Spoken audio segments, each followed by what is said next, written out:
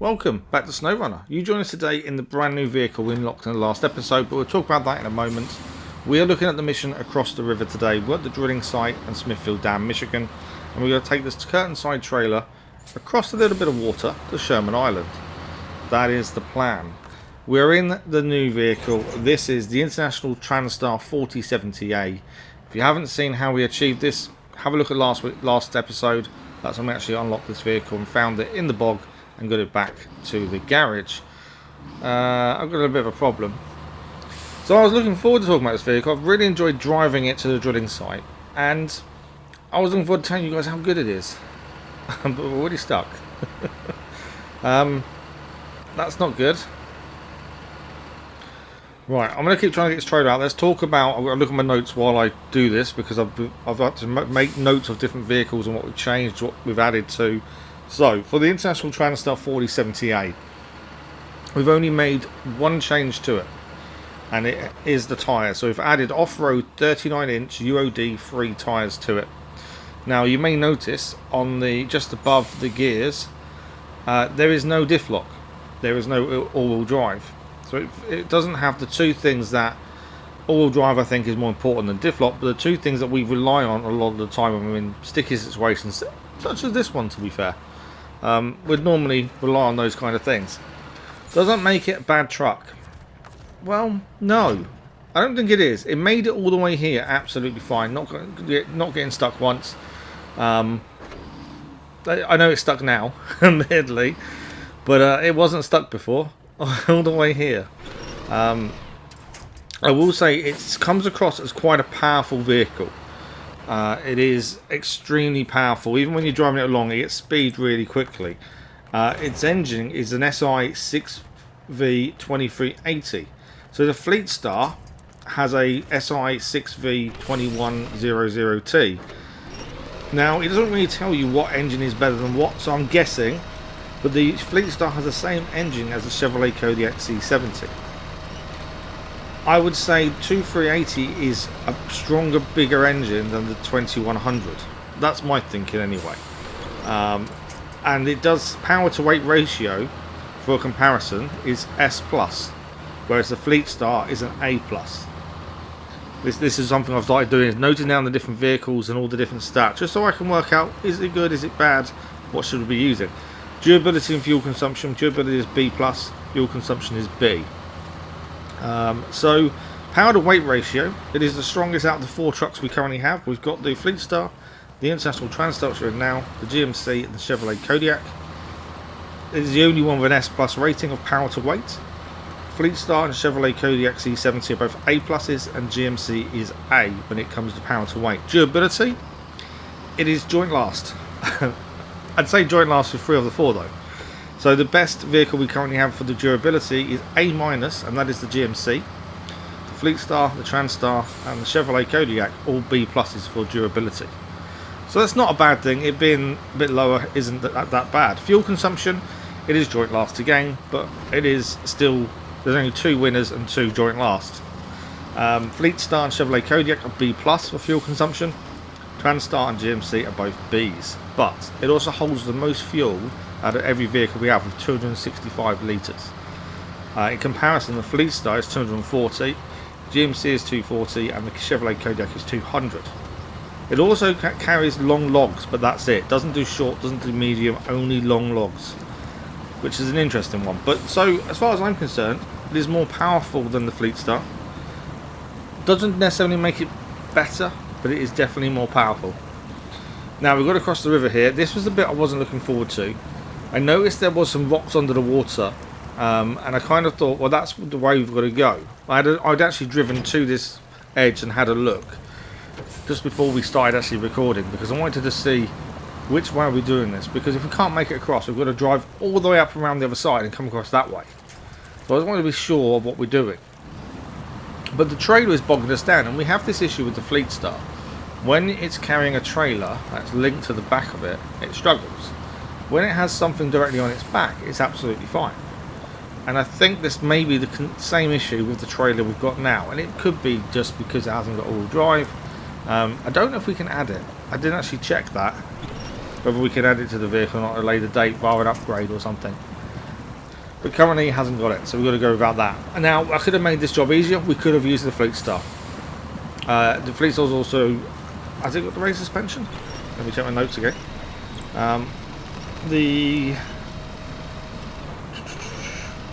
No, stop. The only one with raised suspension is GMC, but that hasn't got all-wheel drive. I was just thinking, if out of the water you want a raised suspension to be out of the water more. I think we have put on the water pipe exhaust bit for this. Yeah, that's on. You can see it actually on that right hand side. So we can still get flooded engine, but it has to be deep water. But we are struggling again with pulling a trailer. Yes, the current is against us. That doesn't help either. And the winch seems to make it a little bit easier. If we go forward, then winch the trailer behind us forward with us. That kind of works. So I think we'll have to keep doing that. I just don't want to lose the trailer in the water. I'm trying so hard not to mess this up. And I'm worried this isn't the way to do it. Maybe you do have to go the other side. But this kind of made sense in my mind that there were rocks underwater that kind of created a path, a road to a degree that we could use. So I thought this is probably worth the risk. But that current is very, very strong. It's trying to steer into it. You can feel it pushing you. And even the back end, you can see it there. It's swinging back. And that's the current really pushing us, trying to push us off these rocks. But we are nearly at Sherman Island. Incredibly, the Transtar has nearly done it. I don't know how, but it has. And this is what I said about this vehicle, though. It is so powerful. You feel it when you drive it. You feel it when you're just ambling along, getting somewhere. It just has so much power. With all-wheel drive, it would be a unbeatable beast, I'm pretty sure.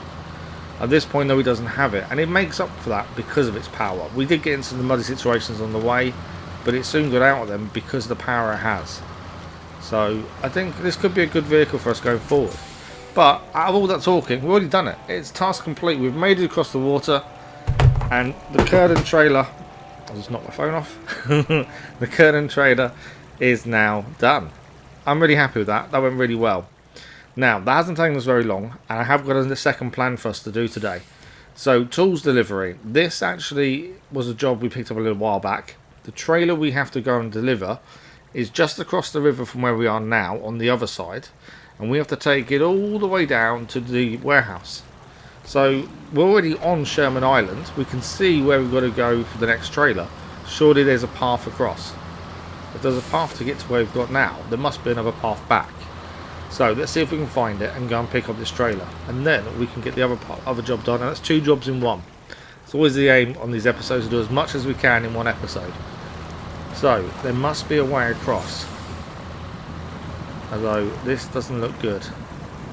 No, I think we're in a bit of trouble. Yeah, we're in trouble.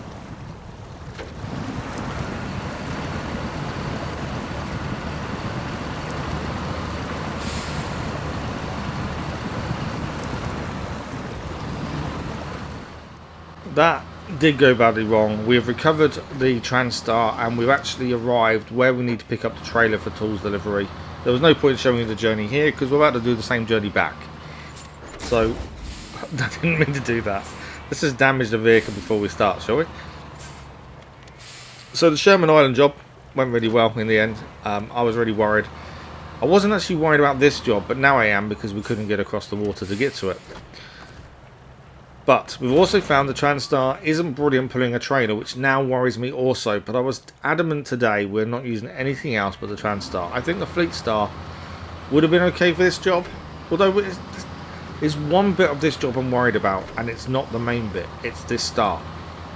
So this is extremely muddy, as you can see. Not massively wet, but still muddy. This isn't my concern. There's a bit we came down, which we're about to see. That is a concern, knowing that we struggled to pull a trailer. Although that's what I think the Fleet Star would have struggled with as well. So, more power against all-wheel drive. I don't know. I don't really know which one's better. I'm looking forward to using both of them in combination, really, I think. I think there's a chance between the two of them. They are our best two. Kodiak and GMC. GMC's definitely grown on me after finishing off Black River, but I still think it lacks something. It is good, but it still lacks all-wheel drive mainly, and the Kodiak's the same, to be fair. Whereas the Transtar seems to make up for that with pure power. But this was the bit I was concerned about. We came down here to collect this, obviously off recording. And yeah, as we were coming down this hill, I started thinking, we're going to get a trailer back up this hill. And I'm a little bit worried about this because it is very, very steep. I don't know if we can get this trailer up there. I think it may take a little while. I think there'll be a lot of winching involved. Yeah, we haven't. There's no other way to go though. The other way to go, I think, is quite swampy, and I didn't want to risk that in the Transtar at this point. So we're going to try and work our way up this cliffside pathway with dragging the trailer up as well. It's going to be a combination of winching, letting go of the trailer, winching up, grabbing it with the winch maybe, and pulling it with us. I think that's the only thing we can do. Not fun. Let's put it that way. But while we're doing this, I do need to talk about something that's happening to me more than anything else. So, you may have noticed, and I've said it a few times previously, about drowsiness, not sleeping, and it affected us in stream the other day, where I fell asleep for a couple of split seconds. The character we were controlling died because of it, and you may notice a few odd crashes and things when we're recording SnowRunner. That is me falling asleep. I can't help it. I don't know what's going on. Well, I do know what's going on. It's lack of sleep because of pain, and drowsiness kicks in, and it's horrendous. So when I've been doing these jobs, I'm thinking about not talking as much. I know we agreed not to have as much music in SnowRunner as we have done previously, but there are times I just can't physically manage it. It's easier for me to, when I do recordings, not to talk, or at least mute me, and then I have something else on in the background to keep me awake, essentially. Like not noise, and not necessarily noise, but it could be someone's video, or something I can engage with while still focusing on what we're doing. But I've found that helps keep me awake. So there will be moments in these videos where we will have to add some music in, just for my sanity more than anything else. I don't want to do it too often, but it will be something we're going to need to do it as and when we need to. It's just one of those things at the minute. Until I can get this drowsiness under control. My other concern is obviously when we eventually get this pain appointment to update the morphine dosage so we go higher, there is a chance that's going to make the drowsiness worse. But we won't know that until we actually get that appointment and get an upgraded dosage. But yeah, it could make it a hell of a lot worse yet. So it's a wait and see. But I just wanted to let people know, especially it mainly affects SnowRunner more than anything else because of the length of the episodes and how hands-on we are in them. But I just need to let people know that that might be a thing. It's not something I want to do. I'd rather, we talk the way through, and normally when I play it, I am talking the way through. But there are times when I just physically can't. So I think just to make things better and easier, as long as you guys are aware, I think that's the best way forward. There we go. There's my little bit to talk about. So we are trying to get up this hill. We are struggling. The winch is doing its job. Yeah, this, like I say, this was the bit I was worried about. Coming down it, I kind of realised this could be sketchy, and it is definitely turning out to be that way. We need to have a big think about this. Can we actually do this, or do we need to change truck? That's the thing we need to think about. Can the Fleet Star do this better? Do we need a second vehicle to kind of winch off to pull us up? I'm not sure. I just don't know what to do at this point. I don't know whether we should just go and get a different vehicle, or just persevere. I think we're going to have to persevere. The amount of time it would take to drive another vehicle up here is immense. I don't think this would help us too much, because if we have another vehicle at the top of the pathway, say, we're winching to that, that's all well and good. We're still getting the trailer up. So if we're winching ourselves up ever so slowly and then winching the trailer to us, and then we go back again to us, trailer, I think that's our best bet. So we're going to keep on doing what we've been doing. Keep winching us up ever so slightly. Fuel wise, we're just under half a tank, so I'm not worried yet. I think that's still enough to get down to the warehouse in one piece, I think. But I don't know for definite. But I'm sure we'll be alright. So just focus on the job in hand, and that's getting up this hill. And yeah, I'm kind of wishing we'd gone a different way, but I don't really think there was a better way to go. Like I say, the marshy area was the other alternative that I saw on the map, and yeah, not a good idea, I don't think, without diff lock or all-wheel drive, to be fair, no matter how good or strong the vehicle is. But that's the one thing I've been disappointed with. The power to weight ratio in this is head and shoulders above the other three vehicles we have and use. The Fleet Star's been our go-to for a very long time, and that we know that struggles pulling a trailer. I honestly thought when I felt this in driving the power it had, trailers would be easy peasy. But actually it's got the same issue as the Fleet Star. And is that because obviously there's a lot of weight on the back tyres? And obviously on a hill it's different. So on this kind of hill, the trailer's pulling us backwards. That's a given. We kind of understand that, and the struggle would probably be for every vehicle we own. This isn't an unusual event just because of the vehicle we're using. But in general, in pulling a trailer, we saw it with the Curtainside over the river. Is pulling vehicles a problem? And is it because we just haven't got good enough trucks? Or is that how it's meant to be? You know, them adding this weight to the back of the vehicle, essentially pulling it back, or just keeping it in one place like an anchor as you're trying to drive forward, which hence delays your speed, slows you down. I'm kind of thinking along them lines, really, to be fair, because that just makes more sense to me. And we've seen the difference in having something on the back of our vehicles rather than off the back of it. So we're going to keep going as we are. I think, as we've always said, we're not buying vehicles, so we are stuck with what we've got. So if we struggle to pull a trailer, we struggle to pull a trailer. We're just going to persevere and make do, as we are here. Now, we've made some progress up the hill, not a massive amount. The fuel is going down, not too badly, but I'm just not sure. I can't really see properly how far off the top we are, which doesn't help things. I'd rather see, there we go, it flattens out a little bit by the looks of things and heads to the right. So we're actually nearly there. But we just can't make that final step up. I'm getting fed up with letting go of the trailer, but I don't think I've got much choice, to be fair. We've got to keep winching wherever we can as well, and just pulling ourselves as much as possible. Using the old trick of doing the back of the trailer, winching that to a tree ahead of us, and that pulls the whole thing forward. Trying to use that where we can. Just utilise everything in our arsenal to try and get up this cliff face. But yeah, once this job is done, I hope we never have to come back to this little bit again, because I really don't want to do it. It is not fun, and it is tricky to get out of as well. Right, we are getting there though. Come on, slowly, slowly catch your monkey. We're nearly there. Come on. Keep pulling. Okay. There's a winch. You can really tell when the weight of it when it's pulling us backwards when we're winching it as well. Come on. It seems like it's stuck. No, I think we got it. I found that a couple of times. You may have seen it with the trailer. We've tried to winch it up after us. There's a few times it kind of delays it. It's like it's getting stuck in the mud or underneath a rock or whatever, or over a rock. And that obviously delays the pull. So when you first do it, you think, oh, it's not actually doing anything. Have I got it correctly to the correct vehicle? Have I got it to a tree instead? We've generally got it in the right place. It's just the fact that it's just stuck. And yeah, we haven't pulled many Curtainside trailers, to be fair. So it's definitely an interesting one. I'm learning a lot about the Transtar by doing this though, and I think that's the important thing. And as I say, I'm looking forward to using it in tandem with the Fleet Star. I think they'll make a very good team.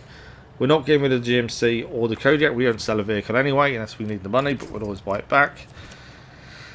But I think that's still going to be useful. The Fleet Star and Transtar can only do long logs, so we need the GMC for everything else anyway. And I think, let me just check my notes one more time. I'm in a position where I can with my other hand. The GMC, what was I saying? The GMC can pull all the logs, short, medium and long. Chevrolet Kodiak can only do shorts and long. Transtar can just do longs, and the Fleet Star is short and long. So I think the Kodiak will have a little go with the short logs next time. I have to do one of those maybe.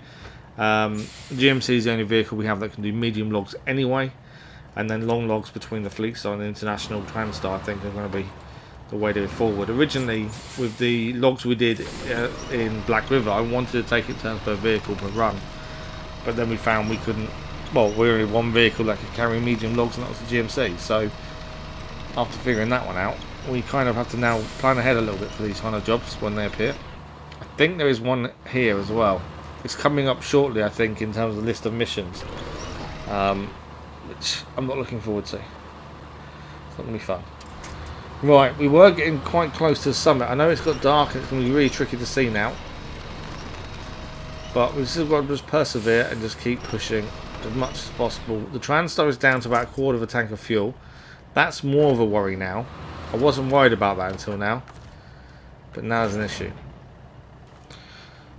All we can do is just keep going. Now, I am really starting to struggle. So I think this will be one of the points we should really add some music in, and we come back when we're up the top. I think that's the only way forward. I can tell in my voice that I'm struggling and feeling it. So hopefully no mistakes, but we'll join you once we get to the top of this pathway by the looks of things. Come on, Transtar, you can do it.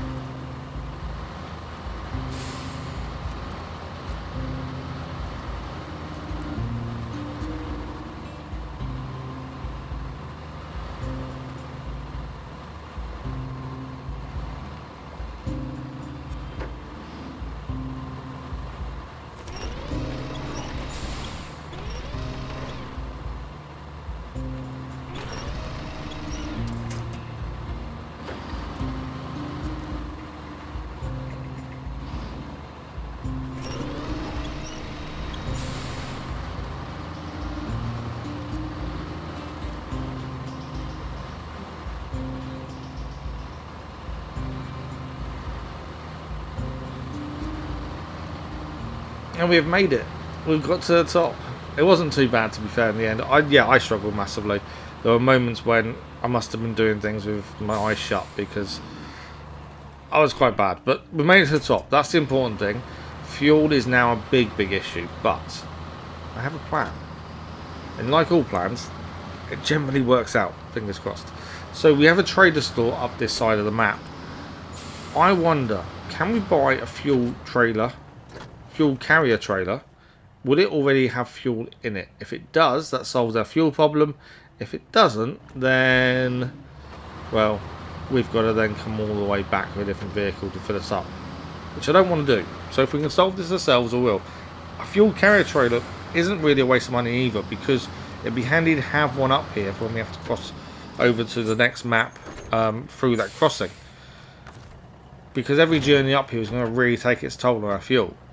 So I think it's probably worth having one up here anyway. We were talking about this in comments the other day about having fuel carriers everywhere, different places. So let's see if this works first. So we're looking for a fuel carrier trailer, and hopefully my plan is going to work.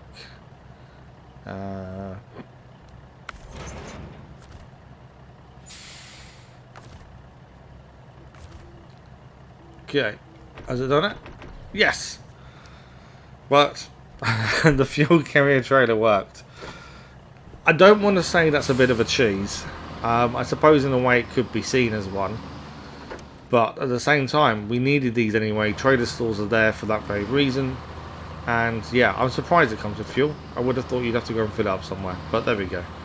At least it saved our bacon for another day at least. Wow. Okay, we're going to quickly put this to the side here so we can use this whenever we come past now. Definitely for future use more than anything else. And then we're going to hook up the trailer and crack on with driving down the side of this massive hill and get into the warehouse with the trailer.